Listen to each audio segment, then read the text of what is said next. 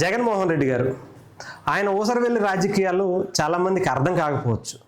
అంటే రీసెంట్గా అధికారం కోల్పోయిన తర్వాత దీన్ని కవర్ చేసుకోవటం జగన్మోహన్ రెడ్డి గారి వల్ల కావట్లేదేమో అనిపిస్తుంది.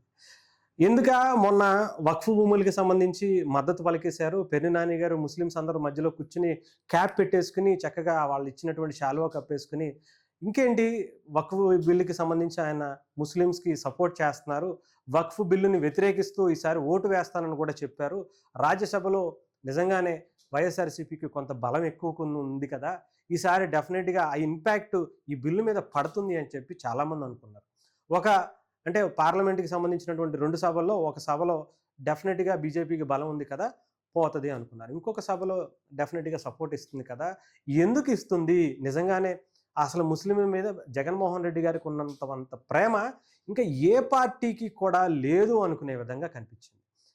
తీరా ఇప్పుడు నిజం తెలుసుకుని ఉంటే ఆయనకి సంబంధించినటువంటి భూములు కూడా ఈ వక్ఫ్ భూముల్లో ఉన్నాయంట. అదేంటో తెలుసా? ఏదైతే జగన్మోహన్ రెడ్డి గారికి బలహీనత అవుతుందో అదే సాక్షి పేపర్, సాక్షి టీవీ, హైదరాబాద్కి సంబంధించినటువంటి కేంద్ర కార్యాలయం సాక్షికి సంబంధించి ఉందో ఆ భూమి అంతా కూడా వక్ఫ్కి సంబంధించినటువంటి భూమిని ఆయన నాన్నగారి అధికారంలో ఉన్నప్పుడు ఆయన అక్రమంగా సంపాదించినటువంటి ఆస్తిగా ఇది బయటకు వచ్చింది. అది గనక బిల్లు పాస్ అయితే మరి ఇది జగన్మోహన్ రెడ్డి గారి మీదే పడుతుందిగా. అందుకని ఏం చేస్తున్నారంటే బిల్లు పాస్ అవ్వకుండా ఆయన చేసేటువంటి ప్రయత్నం చేశారు. అక్కడ పోనీ ఏమన్నా నిజంగానే బీజేపీకి యాంటీగా నిలబడతారంటే అది లేదు, ఆ ధైర్యం కూడా లేదు. ఎందుకంటే అక్కడికి వెళ్ళేటప్పటికి ఆ బీజేపీకి సంబంధించినటువంటి వాళ్ళని ఎదిరిస్తే జగన్మోహన్ రెడ్డి గారిని తీసుకెళ్ళి మళ్ళీ చెప్పకూడదు తినిపిస్తారు. అందుకనే ఇక్కడేమో ఒకలాగా, అక్కడ ఒకలాగా. ఇక్కడ ఆయన మొన్న రాకుండా ఎప్పుడో ఆయన వచ్చేదే నెలకొకసారి విజయవాడకు వస్తారు, కాసేపు అలా ఒక సెట్ వేసుకుని దాంట్లోనే అందరితో మాట్లాడి మళ్ళీ ఆ సెట్ పీకేసుకుని మళ్ళీ బెంగళూరు వెళ్ళిపోతాడు. ఎందుకు వచ్చాడా అంటే ఇఫ్తార్ విందు ఇచ్చాడు. ఇఫ్తార్ విందు ఇచ్చి ముస్లిమ్స్ అందరి మధ్యలో కూర్చుని ఆ ఇఫ్తార్ విందు తిని హ్యాపీగా మళ్ళీ ఫ్లైట్ ఎక్కి మళ్ళీ బెంగళూరుకి వెళ్ళిపోయారు. ఇంకేముంది, ముస్లిమ్స్కి మా పెద్దన్న అయిపోయాడు, ముస్లిమ్స్ అందరూ కూడా చాలా హ్యాపీగా ఫీల్ అయ్యారు. ఒక బలమైన నాయకుడు బీజేపీని ఎదిరించి నిలిచాడు అని చెప్పి వైఎస్ఆర్సీపీ సోషల్ మీడియా మామూలుగా హైపోవాల.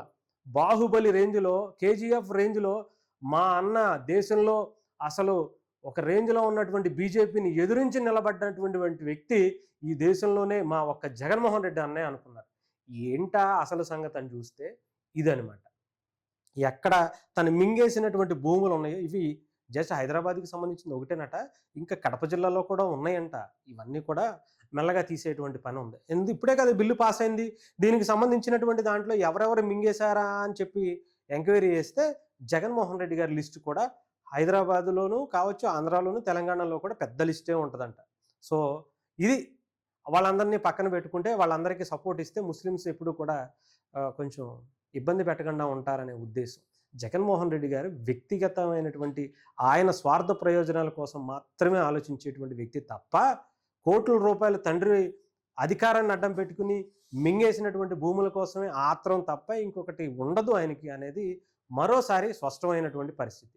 సో ఈసారి మరి సాక్షి పేపర్ని, ఆ ఆఫీస్ని మరి ఇస్తారా లేదో అనేది కూడా చూద్దాం. మరి బీజేపీకి వ్యతిరేకంగా నిలబడతారా లేదా అనేది ఇప్పటికే తేలిపోయింది.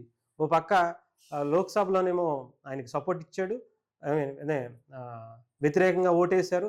రాజ్యసభకి వెళ్ళిపోయేవాటికి అనుకూలంగా మళ్ళీ బీజేపీకి ఓటేసినటువంటి పరిస్థితి.